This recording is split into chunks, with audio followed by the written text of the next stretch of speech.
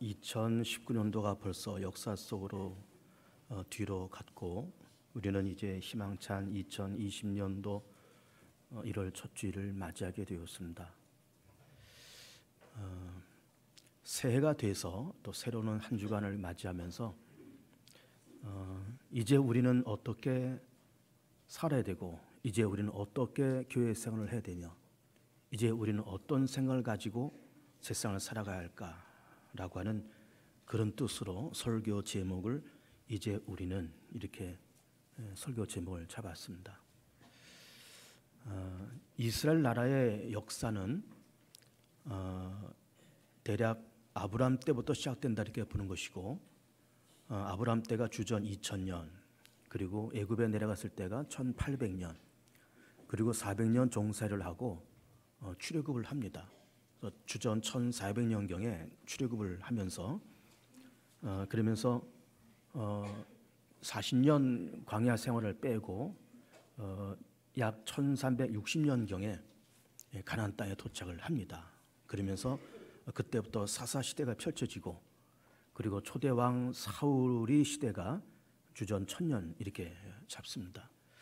우린 지금 이제 우리는 제목으로 이렇게 설교를 드리면서 설교 본문을 사무엘상 11장 말씀을 선택을 했습니다. 이 사무엘상 11장 말씀은 그 말씀의 배경은 이런 겁니다. 말씀드린 것처럼 이스라엘 민족이 출애굽해서 사사 시대를 거치고 나서 사사 시대를 한 300년 이렇게 지나가니까 이 사사 시대라고 하는 것은 그야말로 사사들이 다스리는 그런 시대였어요. 사사들은 왕은 아니었습니다. 그 재판관들입니다. 이렇게 이스라엘 공동체 안에서 여러 가지 문제가 생기고 시시비비가 생길 때 이거를 가리는 사람들이 사사들이었어요. 그리고 나라가 위기 가운데 빠졌을 때 또 나라를 건지는 그런 일을 했던 사람들이 사사인 겁니다. 그렇게 가나안 땅에 도착을 했지만 이 사람들이 아직은 국가로서의 어떤 체계가 잡혀져 있지를 않았던 겁니다. 왕도 없지요. 나라의 법과 제도와 문화와 이런 것이 없는 때에 그렇게 한 300년 이렇게 흘러가니까 아무래도 나라의 기틀이 없기 때문에 사사기를 보면은 그때 왕이 없고 나라의 기틀이 없어서 사람들이 자기의 소견에 오른 대로 행하였더라 이렇게 말씀하시고 있어요. 내가 좋은 대로, 내 소견에 오른 대로 이게 맞는 건지 틀리는 건지, 하나님께서 원하신 건지 원치 않는 것인지를 떠나서 자기의 소견에 오른 대로 그렇게 판단하고 그렇게 결정하고 그렇게 살았다는 거예요. 굉장히 나라가 어수선하죠. 그렇게 이제 한 300년 가까이 흘러가니까 이제 백성들의 마음속에 무슨 생각이 드는가 하면은, 야, 이제 우리나라도 좀 체계가 잡혀져 있는 그런 국가가 되어야 되지 않겠냐. 왕이 있고 궁궐도 있고 군대도 있고 법도 있고 조직도 있고 행정도 있는 그런 어떤 나라로서의 어떤 형태를 갖춰야 되지 않겠느냐라는 생각을 가지고 백성들이 사무엘 선지자한테 가서 우리에게도 왕을 좀 세워달라 그렇게 부탁을 하는 거예요. 또 하나님께서 이스라엘 민족이 그 사무엘에게 얘기하는 그 얘기를 이제 하나님께서 다 들으시면서 하나님의 그거를, 물론 나중에는 왕을 세워주는 거를 이제 허락을 하시지만은 하나님께서 그거를 탐탁하게 생각하지를 않으셨습니다. 왜 그런가 하면은 출애굽해서 가나안에 도착한 이스라엘 민족을 향해서 하나님은 왕정 국가보다는 어떤 신정 국가가 되기를 원하셨던 거예요. 하나님이 당신의 말씀과 당신의 법대로 다스려져 나가는 그런 세상을 하나님께서 원하셨고 또 그거를 원하신 겁니다. 근데 왕을 세우다 그러니까 마지못해서 허락을 하시긴 하시지만은 왕이 세워지면 여러 가지 문제가 생긴다는 것을 하나님께서 미리 아셨던 거예요. 이런 거잖아요. 일단 왕이라는 사람이 세워지면 거기에 이제 군대가 조직이 돼야 되고 또 궁궐이 세워져야 되고 또 궁궐 안에 여러 궁녀들이 수백 명 혹은 수천 명의 궁녀들이 그 궁을 다 관리를 해야 되고, 그러니 한 나라의 살림살이, 특별히 그 궁궐을 운영한다고 하는 것도 이게 굉장한 재정이 들어가는 거예요.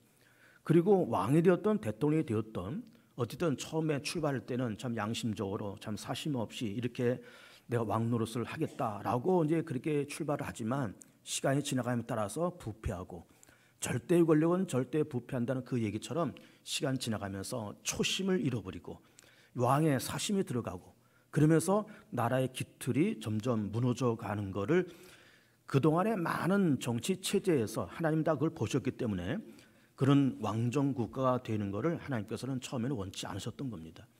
그러나 이제 백성들이 자꾸 왕을 세워달라고 이제 부탁을 이제 해서 하나님께서 하는 수 없이 왕을 세우는 것을 허락을 하시는데 그 초대 왕이 사울입니다. 우리는 그걸 좀 보고 있는 겁니다. 그래서 오늘 제 말씀에 등장하는 인물은 두 사람이 등장하는데 첫째는 선지자이면서 사사인 이 사무엘, 그리고 초대왕 사울 이렇게 등극을 하는 거예요. 그래서 길갈에서 사울 왕한테 기름 부어서 이제 초대 왕으로 세우면서 사무엘이 하는 말이 이제 우리가 너희들이 원하는 것처럼 이제 왕을 세웠으니까, 그리고 또 이렇게 사울에게 기름 부어서 초대 왕을 세웠으니까 이제 우리가 나라를 새롭게 하자. 이제 그런 얘기를 하면서 이제 이 길갈에서 나라가 세워지고 왕이 세워지는 그 역사적인 배경을 우리는 지금 보고 있는 겁니다. 그래서 이제 이 이스라엘 나라가 출애굽해서 어렵게 300여 년 동안의 사사 시대가 지나가고, 그리고 주전 1000년경에 초대왕 사울, 그다음에 다윗, 솔로몬 이렇게 흘러오면서 나라가 점점 기틀을 갖추게 된 거예요. 그래서 이스라엘 나라에 개국공신 세 사람을 든다 그러면은 역시 지금 등장하고 있는 사무엘 선지자, 그리고 초대왕 사울, 그리고 두 번째 왕 다윗, 이 세 사람들이 이 이스라엘 나라의 개국 공신이다 이렇게 보는 것이고, 이것이 주전 1000년경에 있었던 그런 사건인 거예요. 다윗은 군인 출신이죠. 사울은 어떤 행정가 출신이고, 그러면서 행정가인 사울, 그리고 두 번째 왕 다윗이 군인으로서, 그리고 이스라엘 나라의 어떤 정치적인 조직과 정치 이념과 국가 이념을 세운 사람이 사무엘 선지자인 겁니다. 우리나라 조선이 세워졌을 때가 1300년대 말에 우리 조선이 세워졌습니다. 그 태조 이성계를 초대 왕으로 해서 조선이 세워졌는데, 그 조선이 개국될 때도 그 초대왕 이성계가 얼렁뚱땅 뭐 이렇게 명나라 치러 들어가다가 위화도에서 회군해가지고 고려를 무너뜨리고 조선을 세우고, 우리는 그런 역사를 알고 있지만은 이성계 혼자서 그런 일을 한 게 아니에요. 조선을 만든 세 사람의 개국 공신이 있습니다. 그 사람이 누군가 하면은 역시 초대 왕인 이성계, 그리고 무학대사, 그리고 나라의 어떤 이념과 법적인 틀을 만든 사람은 정도전이라는 사람이에요. 그래서 정도전과 무학대사와 초대왕 이성계, 이 세 사람이 조선을 일으킨 그런 개국 공신들인 겁니다. 그래서 어쨌든 우리는 지금 이 사무엘 시대를 이렇게 보고 있으면서 지금부터 3000년 전, 주전 1000년경의 역사를 보고 있는 거예요. 나라가 세워졌을 때를 지금 보고 있는 겁니다. 그러면서 초대왕 사울에게 기름 부어서 왕으로 세우면서, 그러면서 나라를 새롭게 하자, 그렇게 하면서 나라가 새롭게 출발하고 있는 이 모습을 우리는 지금 보고 있는 거예요. 그러면서 나라를 새롭게 하고, 그리고 이거를 이제 우리 교회로 대입한다 그러면은 교회를 새롭게 하자, 나를 새롭게 하자, 가정을 새롭게 하자, 우리의 삶을 새롭게 하자. 그래서 이제부터 교회가 새로워지고 내 자신이 새로워지기 위해서 이제 우리는 무엇을 어떻게 해야 될 거냐라고 하는 것을 몇 가지로 간추려서 말씀을 드리고자 합니다. 첫 번째로는 우리는 지금 2020년도 1월 첫째 주일을 이렇게 맞이했는데, 사실은 해가 바뀌거나 달이 바뀌거나 혹은 날이 바뀔지라도 사실은 달라지는 것은 크게 없습니다. 작년에도 365일, 올해도 365일, 그리고 어제도 24시간, 오늘도 24시간이에요. 어제 떠오른 태양, 오늘도 또 떠오르고, 작년에 떠올랐던 그 태양이 올해도 역시 오늘 아침에도 떠올랐고 계속해서 떠오를 겁니다. 무슨 얘기인가 하면은 해는 바뀌었지만 작년과 올해 크게 달라질 것이 없고 어제와 오늘 크게 달라질 것이 없습니다. 그런데 왜 그렇게 달라질 것이 없는 것 같은 세상 속에 우리는 하루하루가 달라지고 한 달 한 달, 한 해 한 해가 달라지고, 그렇게 우리가 나이가 먹어가고 한 해 한 해 연수가 쌓여져 갈까? 그 쌓여져가는 연수 속에서 하나님은 무엇을 말씀하고 계시는가라고 하는 것을 들을 줄 알아야 돼요. 이런 겁니다. 날이 바뀌고 해가 바뀌면서 하나님 우리 가운데 무언으로 말씀을 하고 계시는 거예요. 자, 이제 한 해가 지났다. 너 한 살 더 먹었지? 이제는 좀 더 성숙했으면 좋겠어. 좀 달라지면 좋겠다. 좀 더 새로워졌으면 좋겠어. 조금 이제는 버릴 걸 버리고 취할 걸 취해서 이제는 작년과 다른 올해, 그리고 어제보다는 다른 오늘, 지난달보다는 다른 성숙하고 새롭게 돼가고 무언가 만들어져가는 네 인생이 되어야 되지 않겠느냐라는 말씀을 시간 속에서 우리 가운데 말씀을 하고 계시는 거예요. 우리는 적어도 예수님을 믿는 사람도 있잖아요. 그리고 성령께서 우리 가운데 함께 계신다고 하는 것을 우리는 믿으면서 살아가고 있잖아요. 우리는 예수님을 믿지만은 믿음이라고 하는 것이 예수만 믿는 것만이 믿음은 아니에요. 하나님이 무시로 나한테 하시는 말씀을 느끼고 들을 줄 알고 이걸 깨달을 줄 아는 것도 믿음인 거예요. 말씀드린 것처럼 어제와 오늘이 크게 다를 바가 없습니다. 작년과 올해가 다를 바가 없습니다. 그렇지만 그리고 지나가는 시간 속에서 지나가는 바뀌어져가는 그런 연도 속에서 너 벌써 한 살 더 먹었어. 네 삶이 1년 벌써 줄었다. 너 벌써 나이가 그만큼 됐어. 그러면서 하나님께서 그 시간을 통해서 해가 바뀌는 그 교차점을 통해서 우리 가운데 말씀하신 거는 달라져라, 새로워져라, 성숙해라, 자라가라 라는 말씀을 우리 가운데 하시고 있는 겁니다. 이거를 들을 줄 알고 이것을 깨달을 줄 아는 것이 또한 믿음인 거예요. 예수 잘 믿는다. 예수 믿으면 내 죄산 받고 천국 가. 물론 좋은데 시간 속에서 하나님께서 무시로 말씀하시는 그 음성을 들을 줄 알아야 되는 거예요.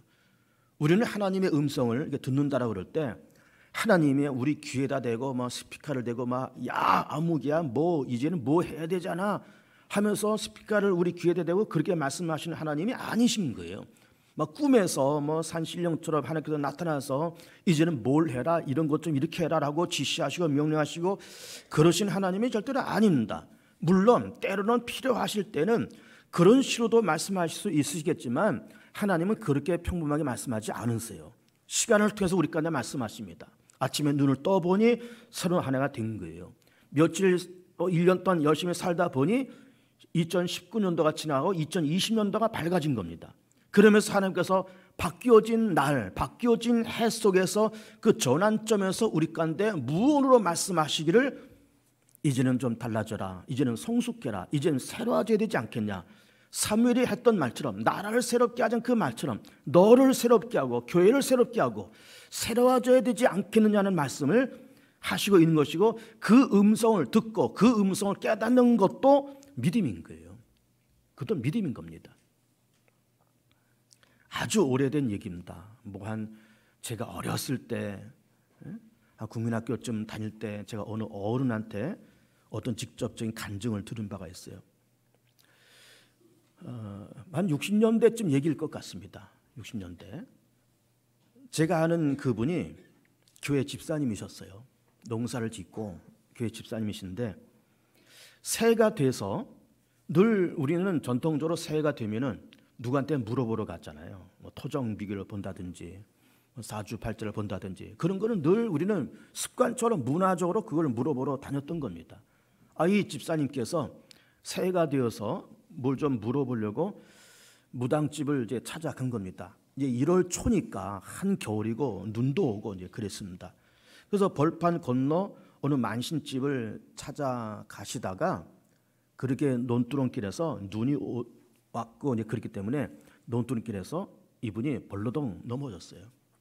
넘어졌는데 하필이면 그 옆에 이게 짐승인지 사람인지 그렇게 배설물을 봐놨는데 그 위에 퍽 하고 주저앉은 거예요. 실화입니다. 실화. 퍽 하고 주저앉았는데 그로서는 일어나 보니까 뭐 엉덩짝에 뭐 오물이 묻고 냄새나고 그래서 이거를 이제 지푸라기에 모아서 대충 씻고 대충 닦고서는 딱 다시 일어서는데 머리에 뭔가 뻥 하고 치는 그런 느낌을 받았다는 거예요. 이 사람아, 아무개 집사야, 당신 지금 너 지금 어디가? 너 어디 가고 있어? 네가 지금 누군데 누구한테 지금 물어보러 가고 있는 거야? 뻥 하는 그 느낌이 오더라는 거예요. 그 정신이 번쩍 차려서 다시 집에 돌아와서 옷을 갈아입고 교회 가서 눈물 흘리면서 통회하고 자복하고 회개하는 기도를 드렸다는 거예요. 그러고 나서 그분이 열심히 신앙생활하면서 그분의 아드님이 그 교회가 좀 대형교회가 되어 있는데 그 대형교회 장로님이 되어 계세요. 그 얘기를 제가 아주 어려서 그 얘기를 들은 겁니다. 그러니까 이분도 그렇게 생각 없이 연초에 토종비를 보려고 덜렁덜렁 가다가 벌렁 넘어져서 그 오물 위에 넘어졌는데, 그때 단지 내가 오물 위에 넘어졌다 그런 생각이 아니라 그걸 통해서 하나님께서 나한테 무슨 말씀을 하시고 있는가라고 하는 것을 퍼뜩하고 깨달은 거예요. 이게 믿음인 겁니다. 예수 잘 믿는다고 하는 것이 교회 잘 다니는 것만이 믿는 것이 아니고, 예수 잘 믿는 것만이 믿는 것이 아니라, 그는 여러 가지 내 삶의 여러 가지 여정 속에서 들려지는 하나님의 음성과 하나님의 메시지를 깨닫는 것도, 이것도 믿음인 거예요. 새로운 한 해가 되었습니다. 2019년도가 지나고 2020년도가 되었습니다. 어제와 오늘과 작년과 올해가 다를 바가 사실은 없습니다. 그런 하나님께서 우리 가운데 무언으로 말씀하실 수가 있어요. 이젠 좀 새로워져야 되지, 이젠 좀 성숙해라, 이제는 좀 철 좀 들어, 작년과 똑같아서는 안 되지 않냐, 나라를 새롭게 하자고 사무엘 선지자가 그러는데, 교봉중앙교를 새롭게 해가고 네 인생과 네 가정을 새롭게 해가고 새롭게 해가야 되지 않겠느냐라는 하나님의 음성을 들으면서 이 한 해를 출발했으면 좋겠습니다. 두 번째로는, 성숙하고 새로워지기 위해서는 뭔가 우리가 덜어낼 것이 필요하고 뭔가 우리가 채워져야 될 것이 필요한 거예요. 덜어낼 것이 필요합니다, 여러분. 사람이 성숙하기 위해서는 분명히 뭔가 덜어내야 될 것이 있어요. 버릴 것이 있습니다. 이거는 각자마다 다 다를 겁니다. 누가 뭐 찾아가서 당신 이런 거 좀 버려, 이런 것 좀 새롭게 채워, 그렇게 말하지 않아도 이건 우리가 스스로 다 아는 거예요. 내가 이런 건 좀 버려야지, 이런 건 좀 내가 바꿔야지, 근데 이런 거를 좀 평소에 하고 싶었는데 그런 걸 좀 해야지 라고 하면서 덜어내는 것과 채우는 것이 있어야 돼요.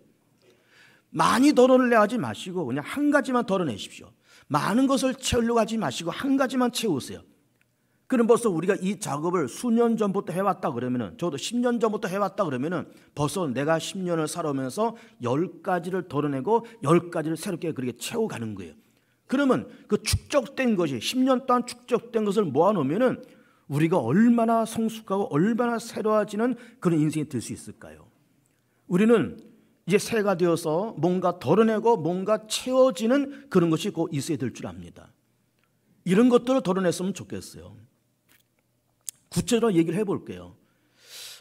내가 교회 집사인데 이제는 좀 내가 담배 좀 끊어야지. 이게 몸에서 담배 냄새 나면서 이거 이렇게 교회에 가면 되나? 올해는 좀 담배 좀 끊자. 마음의 결단을 해보는 거예요. 이제는 도박장 왔다 갔다 하는 거 이제는 그만하자. 그거 너무 추하고 내가 돈 너무 많이 잃었고 이제 더 이상 잃을 것도 없고, 또 돈이 문제가 아니라 이게 교회 집사가 돼가지고 도박장 들락달락거리고 인터넷에서 도박장 들락달락거리고 이건 적절치가 않다. 그러면서 이거를 한번 단호하게 한번 끊어보고, 뭐 그냥 껄렁껄렁한 친구들하고 음습한 술집 드나들고 그랬던 것이 뭐 과거에 여러 번 있었지만 이제는 그런 거 하지 말자. 그냥 친구들 만나서 그냥 뭐 밥 먹고 얘기하고 그러고 헤어지고 그렇게 하자. 그러면서 내 생활 속에서 뭔가 좀 찝찝하고 이건 아니다라고 싶은 것이 나름대로 다 있을 거예요.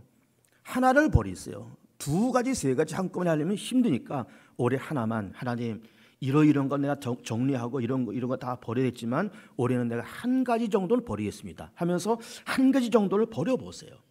그리고 새로운 하나를 또 채워보세요. 우리가 며칠 전부터 1월 첫날부터 여러분 그 핸드폰에다가 큐티를 계속 넣어드리고 있잖아요. 아침 8시에 정확하게 갑니다. 다 예약해서 집어넣는 거예요. 그렇게 해서 이제는 교회에서 큐티 말씀을 매일매일 보내주니까 아마 성경책에 이렇게 다 일일이 찾지 않아도 다 이렇게 들어오니까 말씀 읽고 말씀에 대해 해설 읽고 기도 제목 읽고 그 기도대로 하고, 하나님 내가 그동안 참 큐티 생활을 잘 못했는데 교회에서 이렇게 꾸준히 매일 큐티를 보내주시니 내가 다른 거는 못할지라도 이 큐티만큼이라도 내가 놓치지 않고 올해 성공했습니다 라고 하면서 그 큐티를 한번 해보겠다라고 결단해보는 거예요. 또 어떤 분들은 내가 그동안 새벽 기도를 거의 못했었는데 매일은 못할지라도 일주일에 한 번이라도 두 번이라도 새벽 기도 좀 나가야지. 그동안 수요 기도에 잘 못 나갔었는데 금야 심야 기도에 우리 성도들이 모여서 1시간 반 동안 뜨겁게 찬송하고 뜨겁게 통성기도하고 말씀 전하고 그러는데 나도 좀 매주는 못할지라도 한 달에 한두 번씩 심야 기도 가서 나도 좀 목소리 높여서 기도하고 찬송하고 그 은혜 속에 들어가는 경험을 좀 해야지 하면서 뭔가 신앙 발전을 위해서 하나를 채워갈 수 있는 그런 용기와 결단과 믿음이 꼭 있었으면 좋겠습니다. 하나를 덜어내고 하나를 한번 채워보세요. 그러면서 이것이 10년을 지나가 보세요. 20년을 지나가 보세요. 20년 지나갔으면 20개를 덜어내고 20개를 채웠으니 그 인생이 얼마나 성숙하고 얼마나 달라졌을까요? 그래서 많은 건 말고 지금까지 못했을지라도 이제부터라도 하나님 하나는 내가 버리겠습니다. 하나는 취하겠습니다. 해서 올해부터라도 시작해서 한 해 한 해 그렇게 채워가면서 덜어내고 채우고 덜어내고 채워가면서 성숙해가는 우리 교우들이 되었으면 좋겠습니다. 세 번째로는 우리가 흔히 듣는 말 가운데서 흔히 하는 우리 속담 가운데서 소 잃고 외양간 고친다는 말을 합니다. 근데 이 말을 우리는 항상 부정적으로 이 말을 해요. 그 말을 하면서 저 사람 소 잃고 뒷북친다 그 말이죠. 다 잃어버리고 뒷북친다. 소 잃고 외양간 고쳐봐야 뭐냐. 잃어버리기 전에 외양간 고쳐야지. 이런 말들을 하면서 이 속담을 좀 부정적으로 그렇게 사용을 하지만 그러나 다시 한번 이 말씀을 곰곰이 생각해 보면은 소 잃고 외양간 고치는 사람은 지혜로운 사람인 거예요. 지혜로운 사람인 겁니다. 더 이상은 내가 소를 잃지 않겠다는 거잖아요. 지금까지 내가 게으르고 생각이 짧고 내가 좀 방비를 못해서 소를 잃어버렸지만은 더 이상 소를 잃지 말자 하면서 외양간을 고치는 사람은 지혜로운 사람이고 부지런한 사람이고 그런 사람이 미래가 있고 비전이 있는 사람이에요. 안타깝지만 우리 교회도 뭐 그간에 이러저러한 일로 뭐 장로님들도 한두 번 떠나간 사례도 있고 권사님들 집사님들 떠나간 사례도 있고 다 그렇습니다. 다 목사가 부족하고 교회가 부족해서 그래서 우리가 시행착오를 하고 우리가 처신을 잘못해서 그런 일이 그간에 생겼지만 우리는 이제 더 이상 그런 일을 반복하지 맙시다. 목사도 그런 일을 반복하지 말고 교회도 그런 일을 반복하지 말고 이제는 소 잃고 외양간 고친다고 하는 것을 부정적으로 그렇게 사용을 해왔지만 이제는 우리가 외양간을 잘 고쳐서 목사도 튼실하게 목회하고 성도도 기쁨으로 교회 생활을 하면서 그러면서 더 이상 잃어버리고 더 이상 마음의 상처가 돼서 떠나가는 그런 교인들이 없이 교회가 항상 든든하게 세워지는 그런 교회가 되었으면 좋겠습니다. 네 번째로는 나라를 새롭게 하자, 교회를 새롭게 하자 하는 말씀을 드리면서 우리는 교회가 새로워지기 위해서는 이제는 품이 있는 교회가 되었으면 좋겠습니다. 품격 있는 교회가 되었으면 좋겠어요. 우리 교회가 벌써 50주년이 서서히 다가오잖아요. 내년도가 50주년입니다. 1971년도 우리 교회가 세워졌으니까 올해 만 49년, 내년이 50이에요. 50입니다. 그러면 이제 교회가 50년 이렇게 돼 가면 그리고 우리도 벌써 예수 믿은 지가 꽤 됐습니다. 어떤 분들은 우리 개봉중학교 20년 차, 30년 차, 40년 차 거의 교회가 개척될 초반에 우리 교회를 나온 분도 있고 그러면서 우리는 그래도 예수님을 오랜 동안 믿고 교회를 꾸준히 이렇게 수십 년 다니면서 교회가 몇 년 됐다, 내가 몇 년 동안 교회를 다녀서 그거를 자랑할 것이 아니라 우리는 이제부터라도 품이 있는 교회, 품이 있는 성도, 품격 있는 교회가 되어야 되는 거예요. 품격 있는 교회. 예를 들면 이런 겁니다. 목사가 목회하면서 어떤 안을 내놓은 거예요. 그 안을 내놓으면 그러면 이것을 뭐 장로님이 되었던 어떤 교인들이 되었던 목사님이 어떤 안을 내놨으면 이게 내 마음에 썩 흡족하지 않은 거예요. 그러면 목사님한테 목사님 고심을 많이 해서 이런 안을 내놓으셨는데 내 생각에는 요거는 좀 이렇게 했으면 더 좋겠습니다. 그리고 지금 하는 것보다는 조금 더 뭐 한 1년, 2년 있다가 하면 좋겠습니다. 이렇게 얘기를 하는 거예요. 그러면은 나도 그 얘기 들으면서 그 장로님 의견도 괜찮네요. 집사님 의견도 괜찮네요. 그럼 좀 다시 한번 다시 한번 재고해 보죠. 이렇게 하면은 참 부드럽고 품위 있게 모든 것이 진행이 됐잖아요. 근데 이제 우리가 그렇게 못하는 거예요. 이것도 아닙니까? 이것도 무슨 목회의 계획입니까? 물론 그런 예는 없지만 높아심에서 제가 말씀을 드리는 거예요. 이렇게 되면 교회 품위가 떨어지잖아요. 당회 품위도 떨어지고 교회 품위도 떨어지고 다 그렇게 되는 거예요. 목사의 설교가 항상 매번 은혜가 되고 매번 성도들의 감동을 주는 것은 아닌 줄로 압니다. 때로는 설교하면서 힘도 들 때도 있고 때로는 교인들이 목사의 설교를 들으면서 은혜를 못 받을 때도 있습니다. 그러면은 품이 있는 성도, 품이 있는 교회라 그러면은 목사님이 요즘 많이 힘드신가 보다. 조금 좀 며칠 쉬게 하시면 좋겠다 하면서 목사님한테 좀 목사님 일주일 휴가 좀 다녀오시죠. 좀 쉬시고 기도 좀 하시고 그러면 좋겠습니다. 그러면 굉장히 품위가 있잖아요. 그것도 설교요. 그것도 설교요. 물론 그러지는 않으시지만 높아심으로 제가 얘기를 하는 거예요. 높아심으로. 교회가 품위가 있어야 됩니다. 이런 품위가. 장로님들이 참 고생들을 많이 하십니다. 주일 성수하시고 당회도 하시고 뭐 이것저것 맡은 것도 많고, 그래서 장로님들이 주일 성수를 못 하실 경우도 생기고, 때로는 장로님들이 공례 예배를 못 드릴 때가 많이 있을 수 있어요. 그러면은 장로님들이 요즘 아무개 장로님이 요즘 사업이 바쁘셔서 아마 그렇게 예배를 소홀히 하시는가 보다. 뭐 사업 바쁘면 좋지 뭐. 돈 버시고 돈 벌면 교회다 11조 많이 하실 것이고. 그렇게 좋게 생각하면 교회가 품격이 있잖아요. 장로가 돼가지고 주일 성수도 못하고 공례 예배도 못 드리고, 그럼 우리가 품격이 떨어지고 그렇게 말을 하는 사람이나 듣는 사람이나 다 마음이 어두워지는 거예요.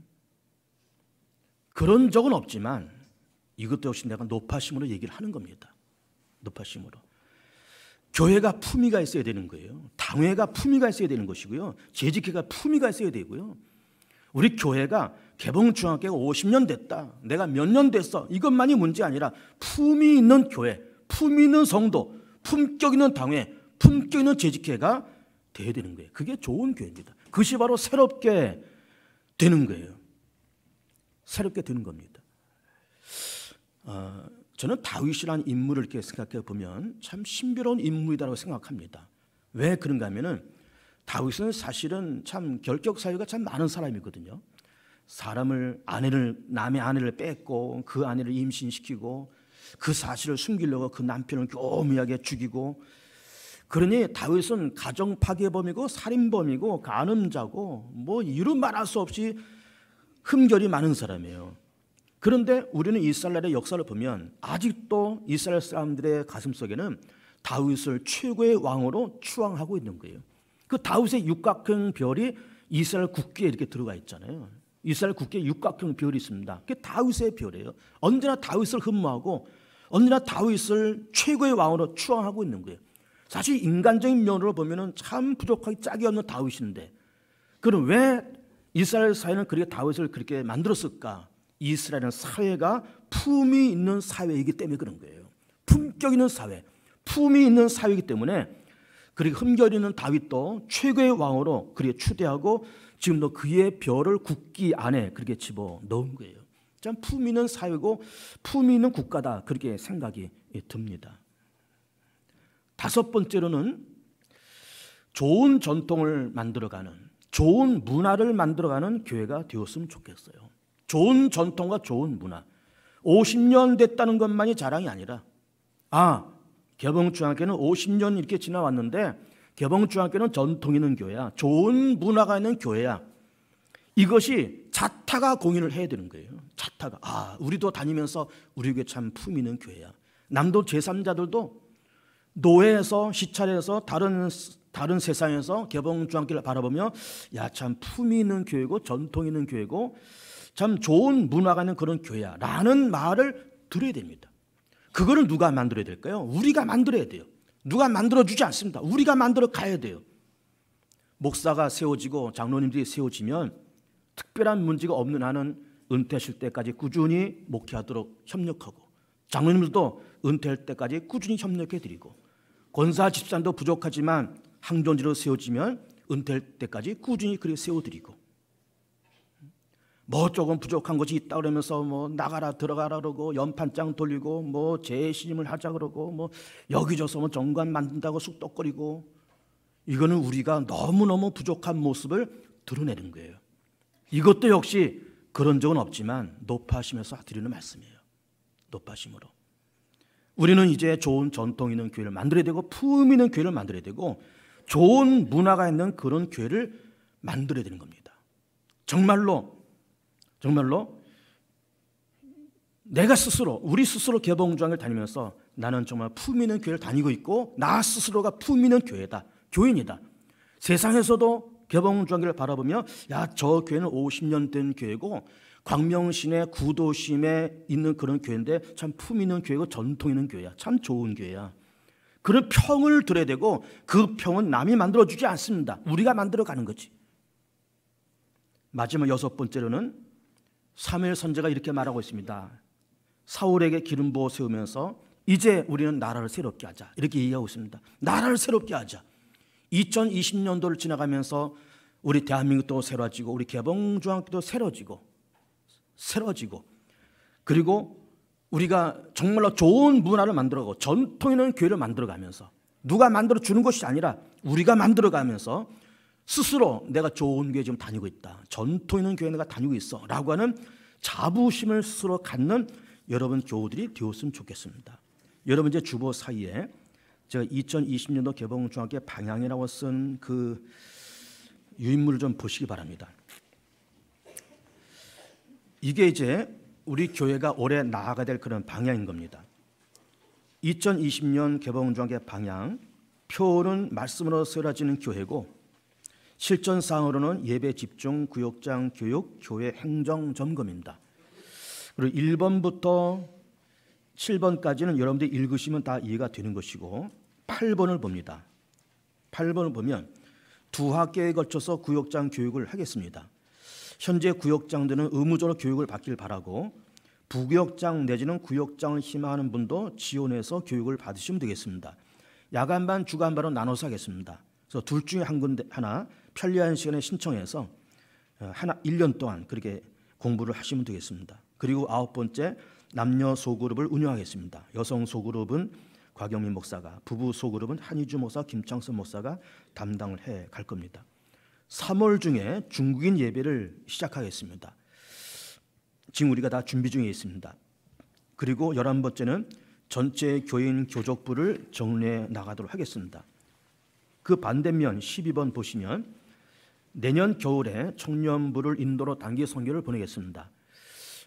우리가 인도에다가 제2기념교를 세웠잖아요. 거기에 우리 청년부를 보내서 단기 선교를 하도록 하겠습니다. 은퇴 권사회를 폐지하겠습니다. 중등부와 고등부를 합병해서 명칭을 청소년부로 하겠습니다. 추수감사주일을 11월 첫 주일로 하겠습니다. 11월 셋째 주일날 보통 했는데 11월 첫 주일날 하고 그날 교회와 지역 잔치로 그렇게 하겠습니다. 16번째, 2020년 1월 1일부터 카톡으로 당일 큐티 말씀을 매일 보내드리겠습니다. 이미 보내드리고 있어요. 아직 가입하시지 못한 분들은 그 가입 방법 절차에 따라서 가입하시면 내일부터라도 받아보실 수가 있겠습니다.